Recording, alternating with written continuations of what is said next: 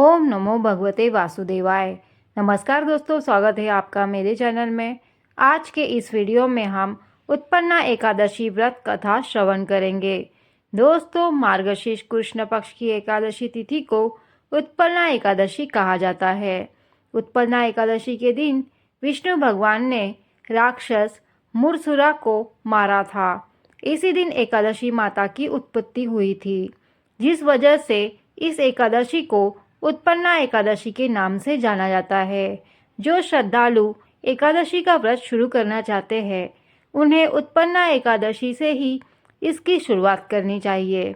इस व्रत से अश्वमेध यज्ञ का पुण्य मिलता है।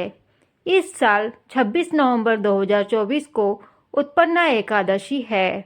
इस दिन प्रातः जल्दी स्नान करके ब्रह्मा मुहूर्त में भगवान कृष्ण का पूजन किया जाता है।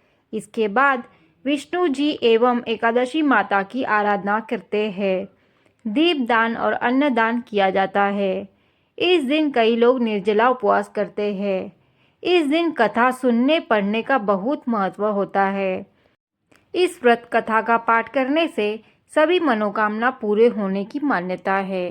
तो चलिए बिना किसी देरी किए कथा की शुरुआत करते हैं। बोलिए राधे राधे। सतयुग में मूर नाम का दैत्य उत्पन्न हुआ। वह बड़ा बलवान और भयानक था। उस प्रचंड दैत्य ने इंद्र, आदित्य, वसु, आयु, अग्नि आदि सभी देवताओं को पराजित करके भगा दिया।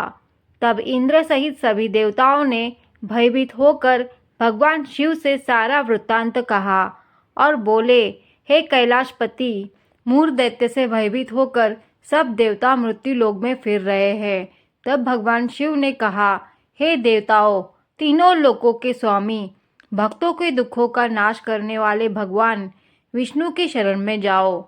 वे ही तुम्हारे दुखों का दूर कर सकते हैं। शिवजी के ऐसे वचन सुनकर सभी देवता क्षीर सागर में पहुँचे और कहा कि हे मधुसूदन, आप हमारी रक्षा करें। कहा कि हे भगवान, दैत्यों ने हमको जीत कर स्वर्ग से निकाल दिया है। आप उन दैत्यों से हम सबकी रक्षा करें।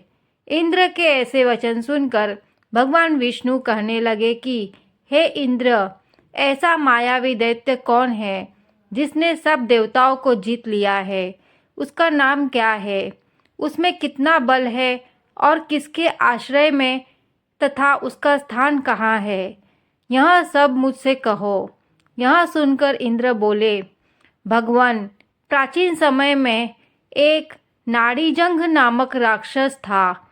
उसके महापराक्रमी और लोक विख्यात मूर नाम का एक पुत्र हुआ। उसकी चंद्रावती नाम की नगरी है। उसी ने सब देवताओं को स्वर्ग से निकालकर वहां अपना अधिकार जमा लिया है। उसने इंद्र, अग्नि, वरुण, यम, वायु, ईश, चंद्रमा, नैऋत्य आदि सबके स्थान पर अधिकार कर लिया है। सूर्य बनकर स्वयं ही प्रकाश करता है, स्वयं ही मेघ बन बैठा है और सबसे अजय है। हे असुर निकंदन, उस दुष्ट को मारकर देवताओं को अजय बनाइए। यह वचन सुनकर भगवान ने कहा, हे देवताओं, मैं शीघ्र ही उसका संहार करूंगा। तुम चंद्रावती नगरी जाओ। इस प्रकार कहकर भगवान सहित सभी देवताओं ने चंद्रावती नगरी की ओर प्रस्थान किया। उस समय दैत्य मूर सेना सहित युद्ध भूमि में गरज रहा था। जब स्वयं भगवान रणभूमि में आए तो दैत्य उन पर भी अस्त्र शस्त्र आयुध लेकर दौड़े। तो विष्णु ने उन्हें सर्प के समान अपने बाणों से बिंध डाला। बहुत से दैत्य मारे गए, केवल मूर बचा रहा। वह अविचल भाव से भगवान के साथ युद्ध करता रहा। भगवान जो भी तीक्ष्ण बाण चलाते, वह उसके लिए पुष्प सिद्ध होता। उसका शरीर छिन्न भिन्न हो गया, किंतु वह लगातार युद्ध करता रहा। दोनों के बीच मल्ल युद्ध भी हुआ। 10,000 वर्ष तक उनका युद्ध चलता रहा, लेकिन मूर नहीं हारा। थक कर भगवान बद्रिकाश्रम चले गए। वहाँ हेमवती नामक सुंदर गुफा थी। उसमें विश्राम करने के लिए भगवान उसके अंदर प्रवेश कर गए। यह गुफा 12 योजन लंबी थी और उसका एक ही द्वार था। विष्णु भगवान वहाँ योग निद्रा की गोद में सो गए। मूर भी पीछे पीछे आ गया और भगवान को सोया देखकर मारने को उद्यत हुआ। तभी भगवान के शरीर से उज्जवल कांतिमय रूप वाली देवी प्रकट हुई। देवी ने राक्षस को मूर को ललकारा, युद्ध किया और उसे तत्काल मौत के घाट उतार दिया। श्री हरि जब योग निद्रा की गोद से उठे तो सब बातों को जानकर उस देवी से कहा कि आपका जन्म एकादशी के दिन हुआ है। अंततः आप उत्पन्ना एकादशी के नाम से पूजित होंगी। आपके भक्त वही होंगे जो मेरे भक्त हैं। भगवान श्री कृष्ण ने युधिष्ठिर से यह कथा सुनाते हुए कहा कि जो भी व्यक्ति एकादशी का व्रत करता है उसके पाप मिट जाते हैं, दुख दूर होते हैं और मृत्यु के बाद उसे परम गति की प्राप्ति होती है।